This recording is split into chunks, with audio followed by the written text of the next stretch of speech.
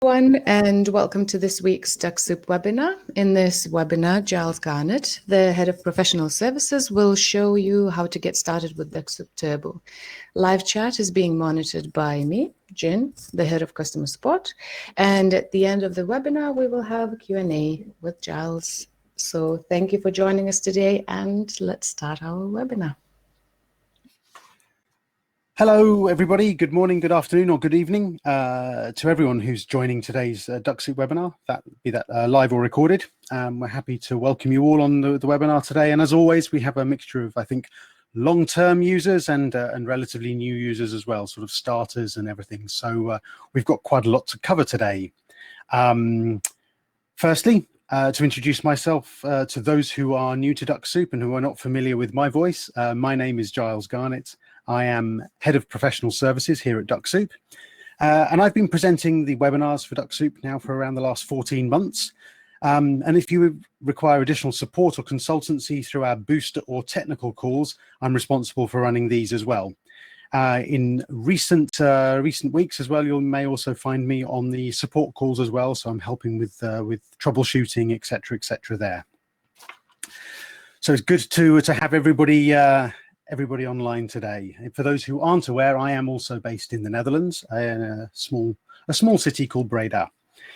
Now, as a follow-on to the webinar from 2 weeks ago, which covered the getting started with DuckSoup Pro, the topic of today's webinar is how to get started with DuckSoup Turbo.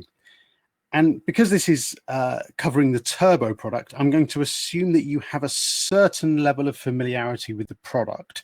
So I'm not going to go all over all of the basic settings. I will touch on quite a lot of them, and also some of the more critical items such as LinkedIn account safety and activities and that sort of stuff. There'll be the usual mix of slides and some live demo, and hopefully technology is all running well and everything goes smoothly. As always, while I'm presenting and talking, Jin will be doing her absolute best to answer your questions on the web chat. So try to keep those questions on topic so they can be useful for the rest of the audience as well. Other questions can always be raised via the DuckSoup support pages. And where appropriate, we can cover questions at the end. So we'll try and get through the content reasonably quickly. And with this being a Turbo product, I want to give some time at the end so we can delve into a bit more detail with some specific questions if people have those as well. Please remember, as always, this session is being recorded and will be made available to everyone who's registered via an email in the coming days. This will also be added to our website and the YouTube channel. So without further ado, let's crack on with the first slide. Now, since we last ran this topic a few months ago, we tend to revisit this every 6 months or so. DuckSoup has continued to evolve to keep up with our customer requests and requirements. And also the ever-changing world that is LinkedIn. So I think the current latest version of DuckSoup is 7.5.4. I'll show you how you can check your version a little bit later when we get onto the live demo. During this webinar, I'll also mention one or two of the new features that have been added to DuckSoup when we get to the demonstration as well, the live demo. So the main features of DuckSoup Turbo are as follows. Now, these first four that you see, the scan and visit profiles, organizing your potential leads using tagging, connecting with LinkedIn profiles by sending a personalized message, and then the engage and the re-engage with LinkedIn prospects. Those are also part of the Pro package. So that's sort of the baseline for the paid version of DuckSoup. The additional functionality that you get with DuckSoup Turbo covers also the automated follow-ups. So your drip feed campaign, your automated follow-up to your newer connections, and then also the workflow and process integration features, which basically is the access to the DuckSoup API. So let's just focus on those last two a second then, the follow-ups and then the workflow and process integration.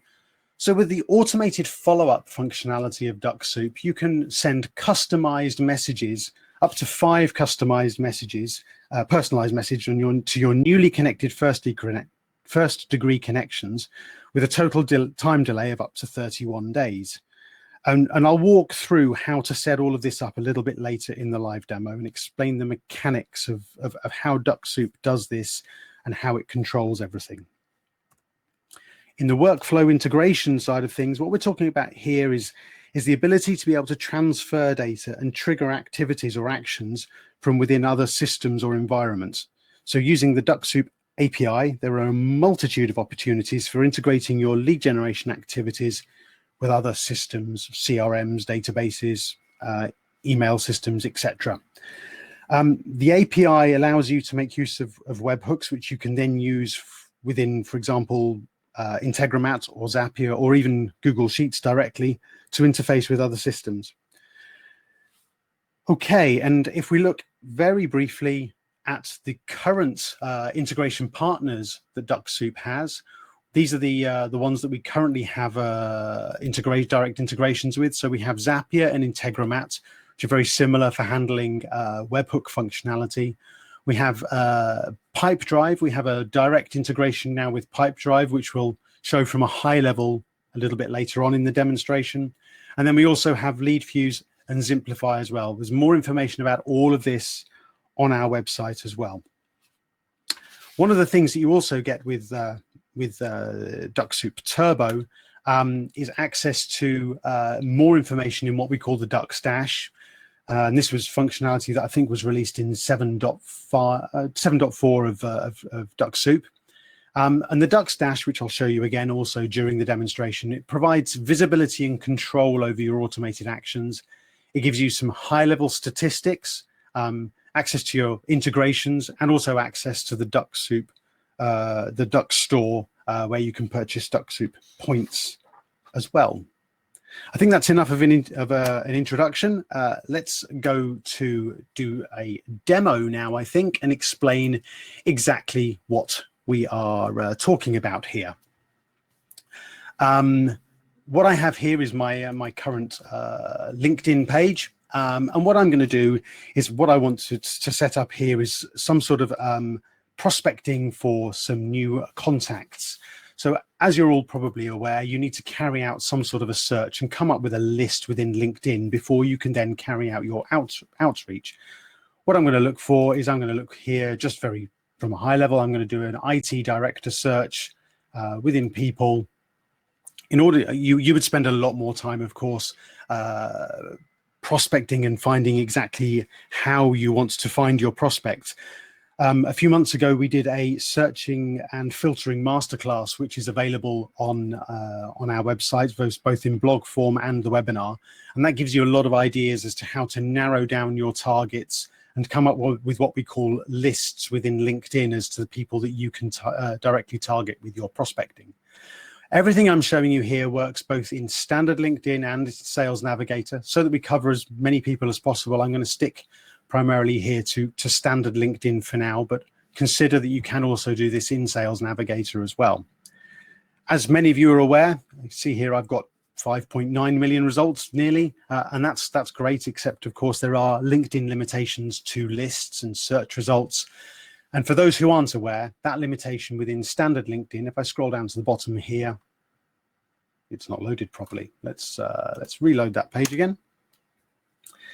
The limitation with standard LinkedIn is the first 1,000 results. So ideally, when you're prospecting in standard LinkedIn, you want to get your search result down to under 1,000. Otherwise, you're going to be missing people off that list. So you can see here, I've still got nearly 250,000 results.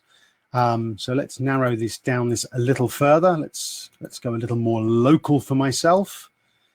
Here we go. I'm still nearly 10,000 here.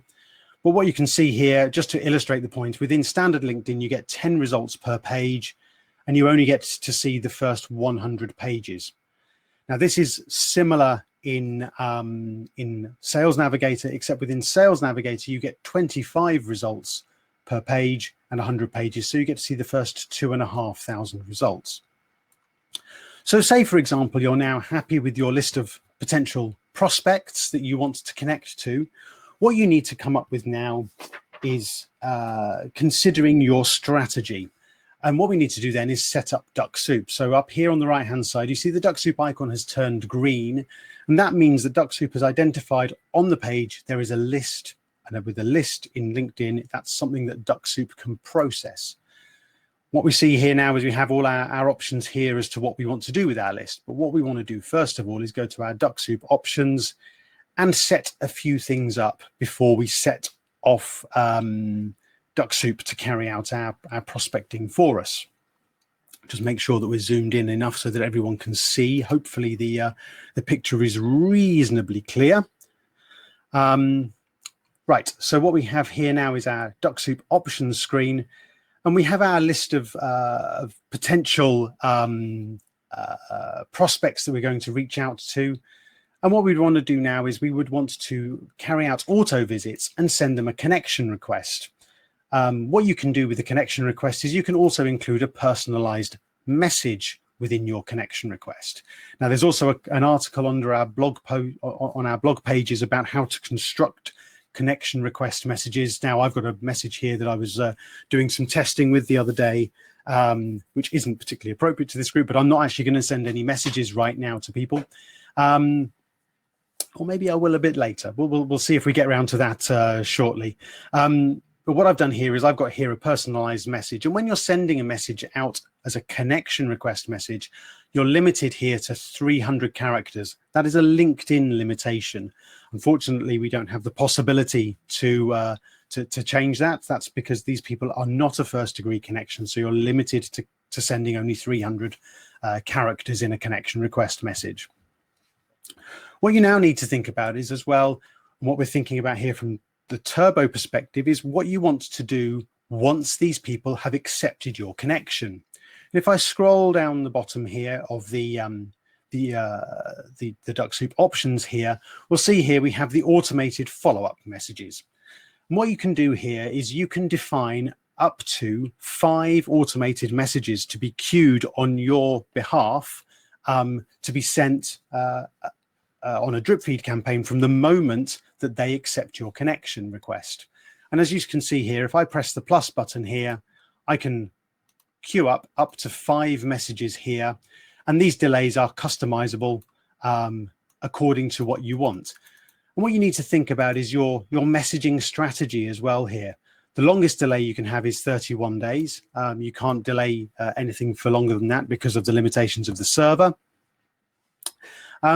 So what you have here is you have the ability to, if I was to enable this, what would happen then if I enabled this and I had my message set up here correctly, and I then went back to my search result here and I sent DuxSoup off to visit and connect to these people. DuxSoup would then go out, visit each of these people in turn. And what it would do is that as and when they accept my connection request, the way that the DuxSoup robot works, it picks up that it recognizes that they've accepted your connection request. And then at that moment, it takes a snapshot of what you've got queued up here and places that on the server to be sent on your behalf based upon the time delays that you have defined here. Now, there are a few things to take into consideration here as well with regards to exactly when all of this happens. One of the things you need to consider is when you turn this on, is that that enables what we call the message bridge. And the message bridge is functionality which opens a new window periodically, a new LinkedIn window to check for messages and to check for new connections. So if I now go very quickly, and I'm jumping around a little bit here, I'm aware of that. So if I go to my Connect tab here, under here, we'll see the message bridge and the remote control. And you can see here that you can define how frequently you want the robot to check for new messages in either your regular mailbox and your Sales Navigator mailbox, and also for your new connections. Now, the reason that DuxSoup does this periodically is that you need to find out when somebody has accepted your invitation request, your invitation, and queue up those messages. It also needs to look for messages, because if you have a drip feed campaign set up, what you want to happen is that if somebody responds to you, you probably want that drip feed campaign to stop, because you then at that point need to manually intervene and get involved in a personal conversation with your prospects. So what happens there is that DuxSoup uses a series of system tags to basically control what is happening. And if I very quickly open the DuxSoup support page, go to what we call the system tags, here this defines exactly what tags are applied against each profile during each step of your LinkedIn lead generation activities based upon the status of your prospect. So you can see here the DuckSoup default invited tag gets applied when a connection request has been sent. The message bridge adds this default accepted tag at the moment that somebody accepts your invitation. And then as each of your follow-up messages are sent, they get these ones. And if somebody replies to you, it gets this default responded tag. And if the default responded tag is applied, that then places a stop on any of the subsequent automated follow-up messages. It's a way to control what's happening on your behalf. Now, this dovetails in quite nicely into what we mentioned earlier about the DuxSoup Dash, the Dux-Dash. So let's head back to here. And to access the Dux-Dash, you click on your DuxSoup icon here, and in the bottom right-hand corner, you've got an icon here that says Dux-Dash. And you can always check what version you've got of the DuxSoup robot here. It says in the bottom right-hand corner, 754, that's the latest version. Or you can go to the Chrome store and check there. So if I now open my Dux-Dash, I'll press that button there, and that opens up another new tab. And this gives me access to a number of different features. Some of these features are, you get limited visibility within Pro. You get a lot more information available within Turbo. So what we have here on the left-hand side is we have a series of different menu items. So you get your profile here. That's the page that you can see. This next one down, you have funnel stats. And what we have here under your funnel stats, this is only available for Turbo. This is a live snapshot of your activities that you have been carrying out using DuckSoup. Or indeed, if you also want to include your non-DuckSoup invited prospects, you can also there as well.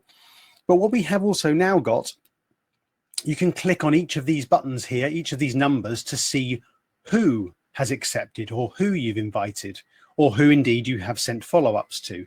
So if I click here on the number 47 there, I can see the people that I've invited here in this list, and I can list all of them here. And a new feature which has been added today, I think it was today or may have been yesterday, is we now can actually copy this information and put it into a spreadsheet. And you can do that here just by pressing the copy to clipboard. And what we'll do now is we'll very quickly open Excel, open a blank workbook. And what I can do then is I can paste in all of the prospects of the people, the details of the people who I've invited over the last 4 weeks. So you can do that dynamically through the Dux-Dash. You can download that data automatically for each and every single one of those drop-down menu items. So if we go back to, I won't say that. When I say the menu items, I mean these various ones here. So you can see exactly who's accepted your invitation, who you've invited over the last time. You don't have that information for the people you visited because there's no tag applied, system tag applied to that. But this feature is something that was requested quite a lot by people, and it was something that we wanted to make available as soon as possible. So you can now copy and paste this information into a spreadsheet or any other system that you want. What you also see down here on the left-hand side is some activity log information. So if you've been sending out invites to people and queuing up follow-up messages to people, here, your queued activities, they would be listed here. And you would see all of your queued activities here in the queue, sitting on the server, ready to go. And you would be able to see the timestamp that they would be going after as well. And you can indeed remove entries if you say, oh, actually, no, I don't want to send that message to that person. You can also delete them from the server line by line here. You can also see here on the left-hand side your activity log. And here you can see exactly what has happened on your behalf. And I've just spotted that somebody's asking if they'll get a recording. And so I'll reiterate it once again. All of the webinars are recorded. And yes, you will get a recording of the full webinar in your mailbox if you're registered. And also the recording will be made available via the website and on our YouTube channel as well. Must mention that as we go. So here, yeah, the activity log, you can see each of the activities that have been carried out on your behalf. So you can see here, for example, messages that have been sent to people, if I've been doing connection requests to people, and you can see whether the activity was successful or otherwise. If you click on the arrow on the right-hand side there, you can also see the message that was sent on your behalf as well. So there's all sorts of information available here in the activity log to see what's happened. It's a good record to see how successful, or if there's any errors, et cetera, and to make sure that that is all working correctly. Now, I mentioned earlier about our integrations with other systems, and what you'll see here is we have here the access to the Pipedrive integration here through this CRM connection. I haven't got mine enabled at the moment, but in the coming months, we will be building further integrations with other CRMs as well. I believe top of the list is HubSpot. That has not got a time scale on it at the moment, but it is being actively worked on and will be the next one that we will cover. Other ones which I believe are in the offing as well are Salesforce, and then beyond that, then we're looking for feedback from our customers, of course, as to where we can take from that, take that further as well. So at the moment we have here the Pipedrive integration, and in 2 weeks' time we'll be doing a joint webinar with representatives from Pipedrive to go into this in more detail, whereby we can actually demonstrate the handshakes that happen between DuckSoup, LinkedIn, and Pipedrive, and we'll spend an entire webinar going through that with a representative from Pipedrive as well. So that's coming up in 2 weeks' time. I think it's the 10th of November off the top of my head. So I'm not going to spend a lot of time going into that integration right now, but that's how you would access that, and this is where you would then be able to enable your various options. If I turn that on very quickly, then that would then enable all sorts of things, and you can see here I have my integration here with Pipedrive, and you can see here that I have options here to be able to carry out actions with DuckSoup from Pipedrive. So I can send messages, I can send connection requests, I can update contacts by triggering auto visits, etc., from within Pipedrive. Let's go back to the to here, and I'm going to turn that one off a second so we don't have anything strange happening in the background. For completeness then, here in the DuxDash, we also have access to the Dux store, which I think some of you may be familiar with, and this is where you can purchase Dux points if you're looking to gather email addresses from non-first degree connections within LinkedIn. As you're all probably aware, you only have, well, you get access to people's contact details when they're first degree connections, depending, of course, on their security settings. However, DuckSoup does give you the ability to be able to access or try to access or find email addresses related to your second or third degree connections during a visit. And this is where you can purchase Dux points here. Okay, so what I'm going to do now is actually I'm going to go back to my homepage in LinkedIn. I'm not going to spend any time talking about your LinkedIn profile. Hopefully that's all pretty self-explanatory. Your LinkedIn profile is incredibly important whenever you're doing any sort of lead generation activity, making sure your profile is up to date and making sure it's all very professional, because that's your portal to the world, if you like. What I'm going to do is I'm actually going to go to a discussion group that I'm a part of. We're going to have a look at the people who are on that discussion group. I've got this now as a list here.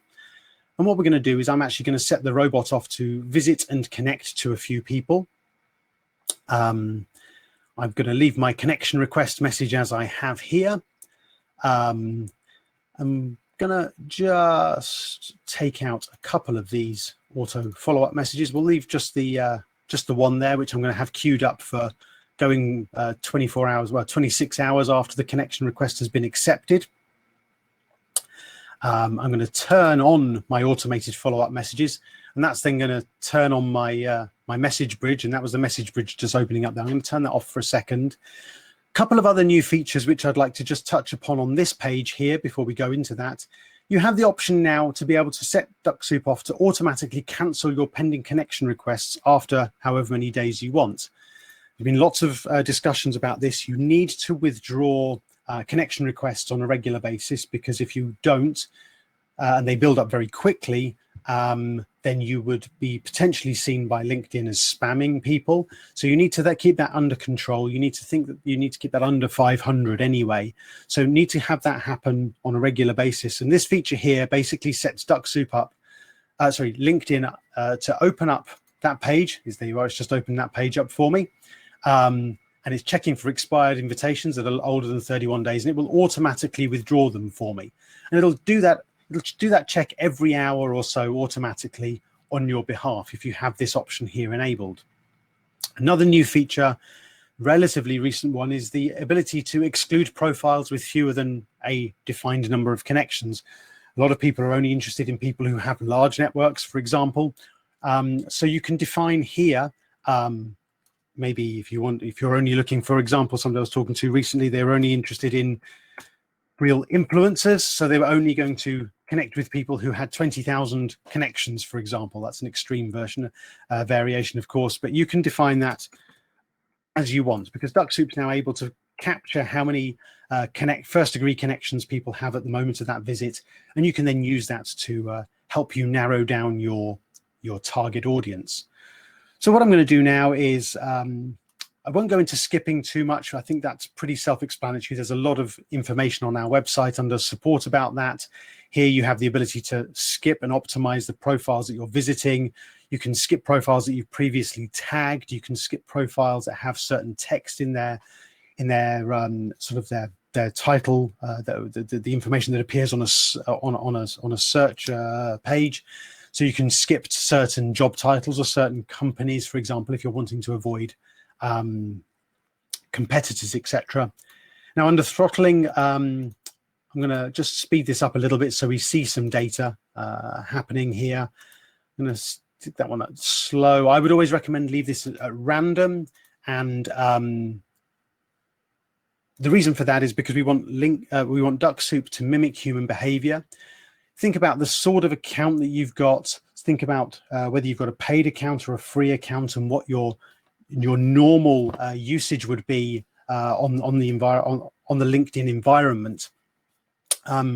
You have the daily limits here. This is well documented on our blog posts and in our support pages. And what you need to think about is what is reasonable based upon the size of your network. We recommend never trying to grow your network by more than 5% per day. So if you use the robot speed here in conjunction with the planner, and the planner here basically allows you to control exactly when the robot's going to be active on your behalf. So the planner here, if you think about your follow-up messages as well, the message bridge is only going to look for new connections, and the remote control is only going to send your follow-up messages when the time zone is green, effectively, because you probably don't want to have messages sent out at funny times of the day. Now, mine are slightly strange because I work a couple of evenings a week in order to cover people who are based in other parts of the world other than Europe. So that's why mine looks a bit strange here. But what I do here is I split my work activities up. I want DuckSoup to not be active at times when I'm doing manual activities in LinkedIn.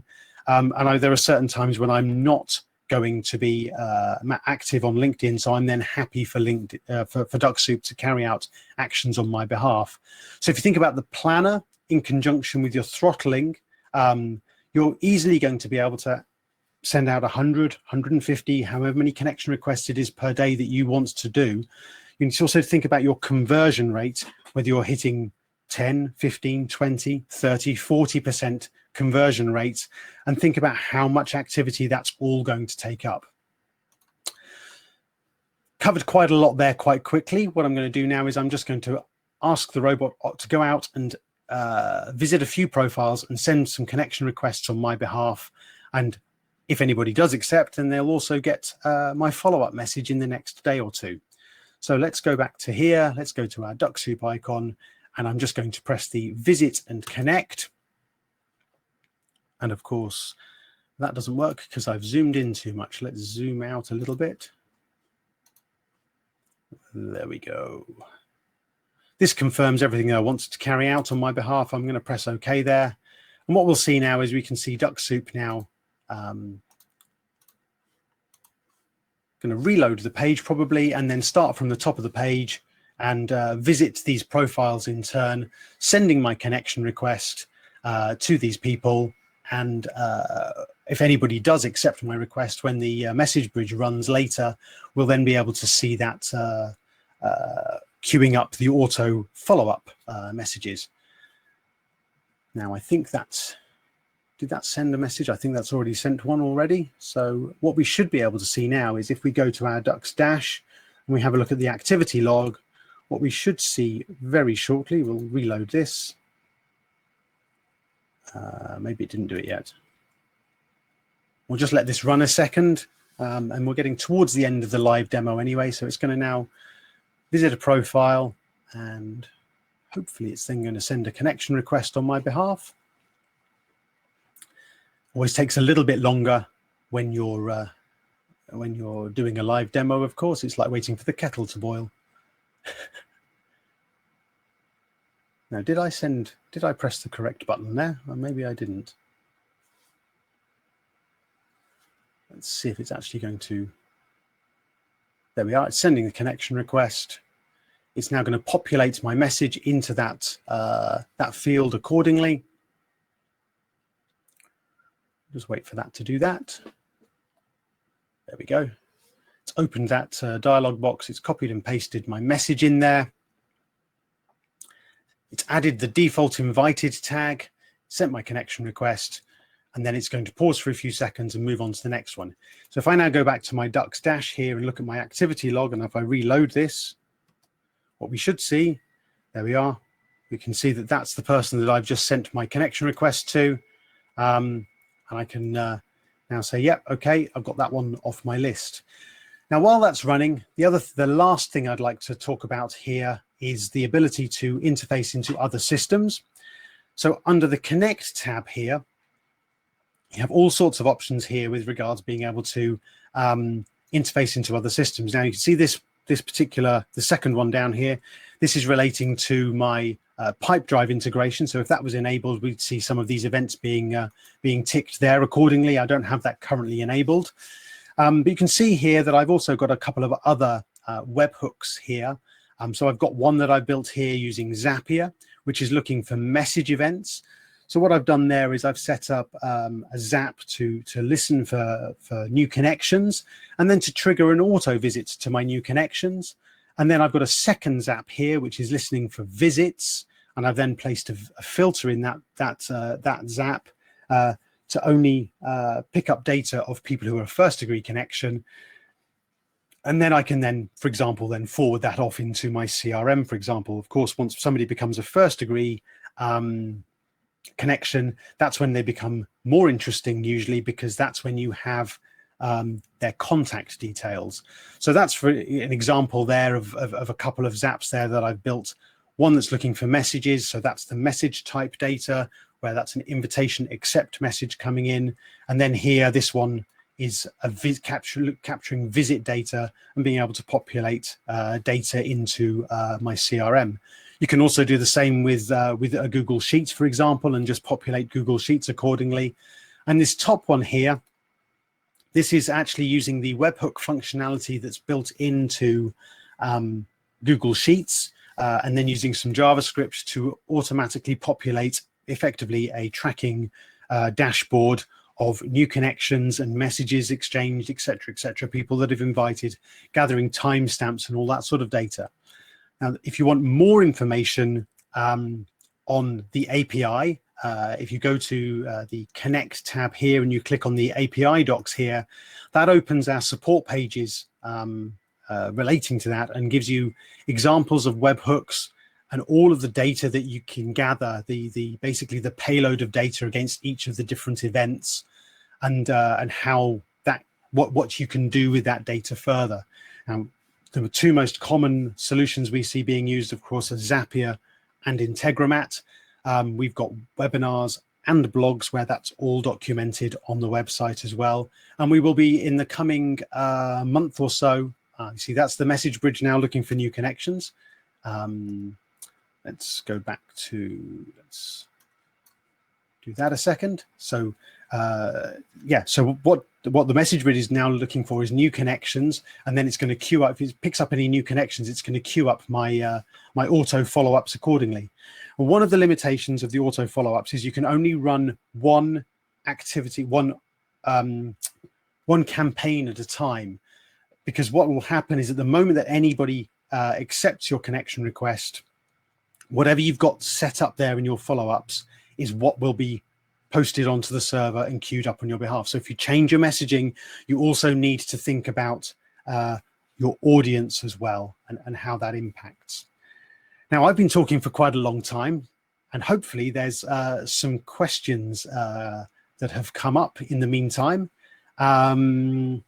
Before we get to let's do questions. Yeah, and I'm going to stop the robot as well because that's still running in the background. There we go. Let's stop that. There we go.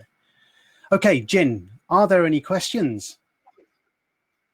Questions. Excellent. So, Angela is asking, given the level of LinkedIn's solicitation today, do you have any best practices how long to delay before follow-ups and other engagements? Okay, so there's a lot of discussion permanently going on around lead generation and follow-up activities. Now, what I tend to see, I speak to people all the time who are doing this sort of activity. You know, I probably have. I'm speaking to dozens of customers, dozens of clients a week who are doing this, and what I tend to see is that there is, you can't follow up too much. It seems very unnatural sometimes to keep on knocking on people's door and following up. But what I tend to see, the pattern I tend to see is like your initial connection request message. Once they've connected with you, you then have an initial message which says, hi, great to be part of your network, something like that. And then that comes after sort of maybe 1 to 2 days, because then you don't want to be immediate, because that can seem a little bit upfront. Well, maybe that's what you'd like as well, but normally I see people delaying that between 1 and 2 days to be sort of considerate and give people space, and then 3 or 4 days after that message, so we're talking now 5 days in total after your initial connection, then sending a little bit of information about yourself and explaining why you may like to engage with these people and on what topic, and starting to promote the idea of building some sort of a business relationship. And that can involve, you know, for example, sending a URL to your website or for something like that, or indeed if you've got a professional video or some sort of service offering, and then after maybe another week sending a subsequent message. So you tend to see sort of like maybe more time between the messages as they go, but sort of sending more and more information. And of course, if they reply to you, that's either going to be a thanks but no thanks, saying, okay, so stop the messaging, that will happen automatically, or it will be, okay, so tell me more. One of the other things I've seen a lot of people doing recently is also adding a URL to for example, a booking system such as Calendly or something like that, whereby you maybe make a little bit of time available every few days in your calendar and say, right, I'm going to make some 10-minute call slots available to people who want to click on there, and people can then just book a telephone call or a Zoom call or something like that with you to have that direct engagement as soon as possible. The idea is to make them reaching out to you as easy as possible.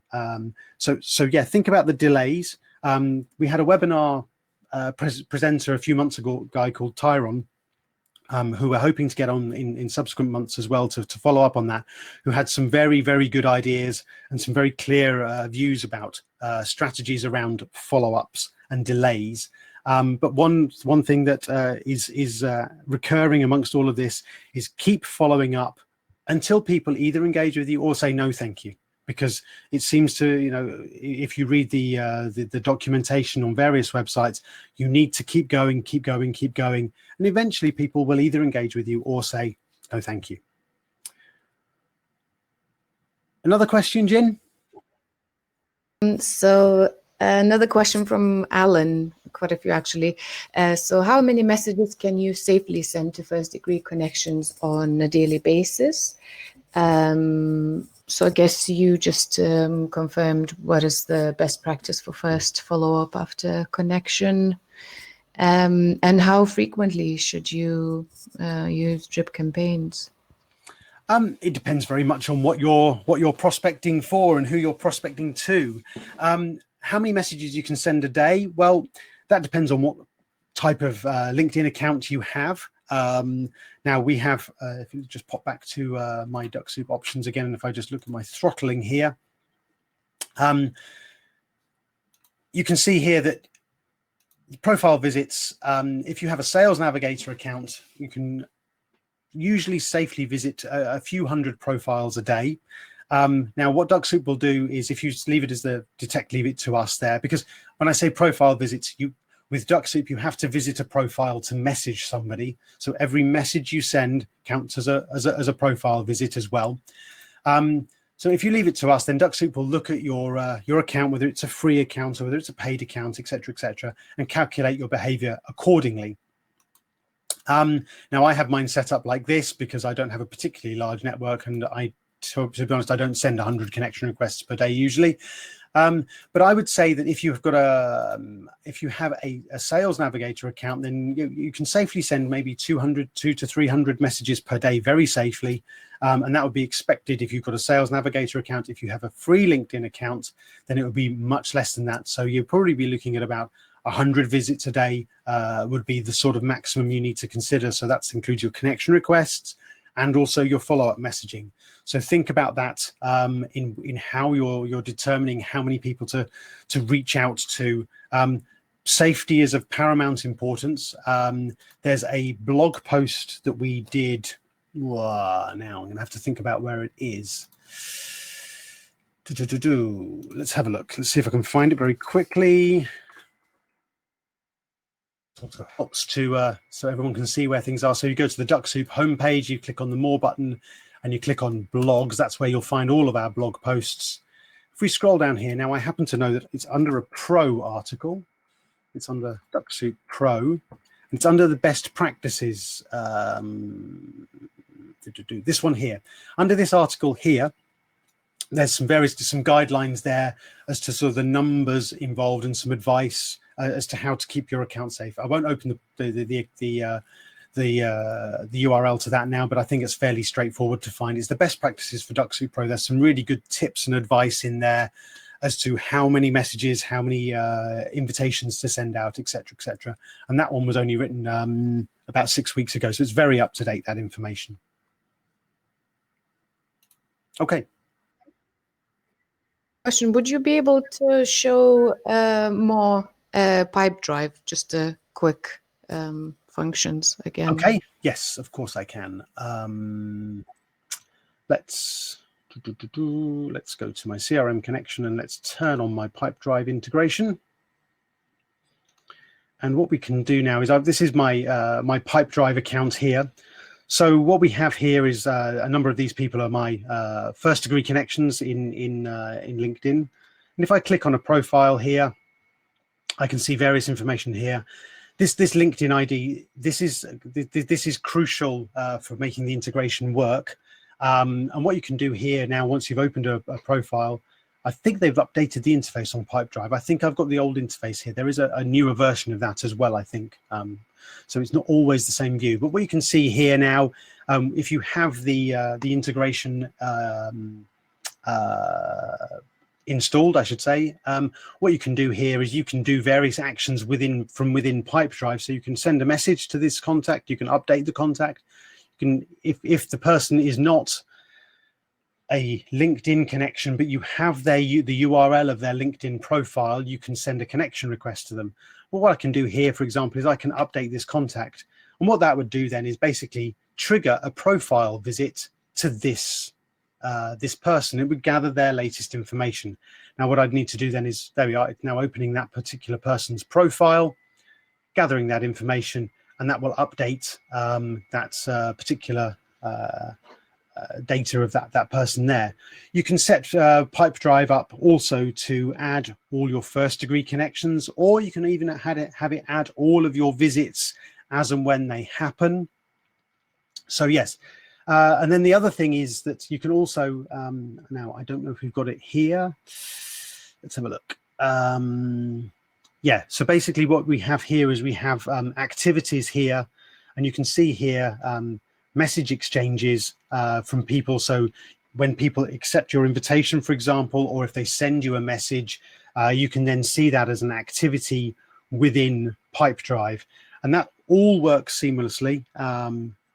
You just need to get used to a couple of the little quirks, shall we say. You need to understand exactly when you're enabling and when you're enabling and disabling it, what effect that has on your various options here back under your Connect tab here.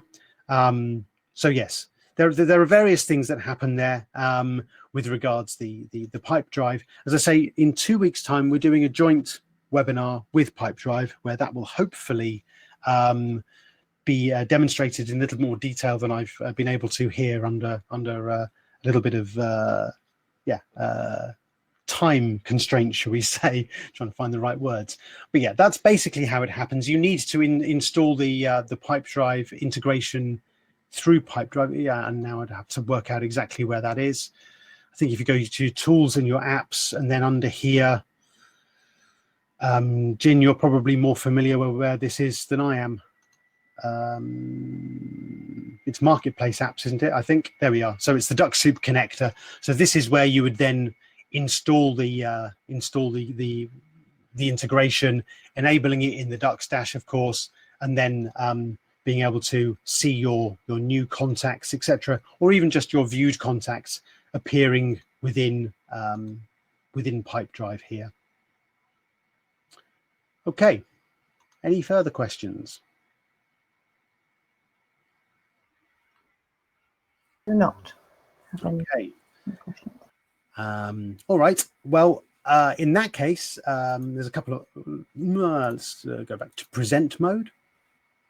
I don't know if the quality of the video was any better this time. We've tried a couple of different things. We're still using Demio at the moment, but we are looking at alternatives. I'm trying to do a few different things to try and make the quality of the screen share better. Hopefully, it's been better this time than previous times. Upcoming webinars, say in 2 weeks' time, there's the DuckSoup and Pipe Drive integration. It is documented on our website. If you go into the support pages and look up Pipe Drive, you'll find various documentation there, and then also have a look at the blog posts as well. There's some more further information there. And then coming soon, we'll also be doing it similar with Integromat. So Integromat is a very viable alternative to Zapier. We've got a representative of Integromat on that call as well. You have a difference in pricing between Zapier and Integromat, and Zapier has more integrations than Integromat, but certainly from a DuckSoup point of view, exactly the same data can be handled there. And then it's up to you what you do with it. There's a link there to all of our websites there where all the webinars are downloadable, or not downloadable, or viewable, I should say. We do have a YouTube channel as well.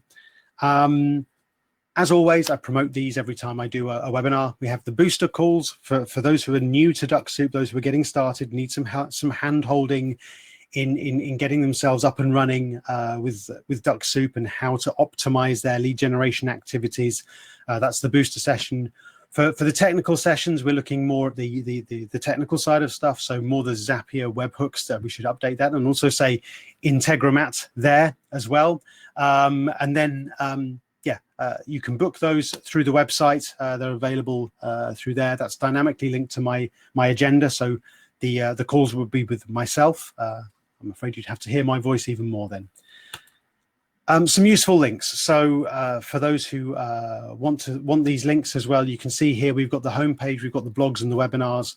I should add also here the integrations page. We have a new integrations page which gives further information on all the integrations that we have at the moment, and hyperlinks to where you can find more details. Our support page, our fabulously active Facebook group. We have a lot of very active contributors there, a lot of very useful exchanges of views and ideas. It's a very active community. It's great to see all our users participating in that. And of course, if you want to connect with myself on LinkedIn, you're very welcome to send me a message. Quite happy to be part of your LinkedIn network as well. And you can then message me through LinkedIn as well. And that would be great. That's everything from me. I think we've hopefully here given you a pretty good idea as to how to get started with DuckSoup Turbo. It's impossible to go into all of the all of the details now, because the feature set of DuxSoup Turbo is really big. That's why we have these series of webinars, in order to be able to touch on more detail in some of these areas, the webhooks, the Google Sheets integration, the Pipedrive integration, the Integromat stuff, the Zapier stuff, etc. We have to break out because there is so much there. So all I can say is thank you for bearing with us today, and thank you for joining us. I'll pass back over to Jin. If you have any further questions, I just sent the email which you can contact Dux Support, and we will be happy to help you. Enjoy your day, evening, and see you next time. Bye-bye.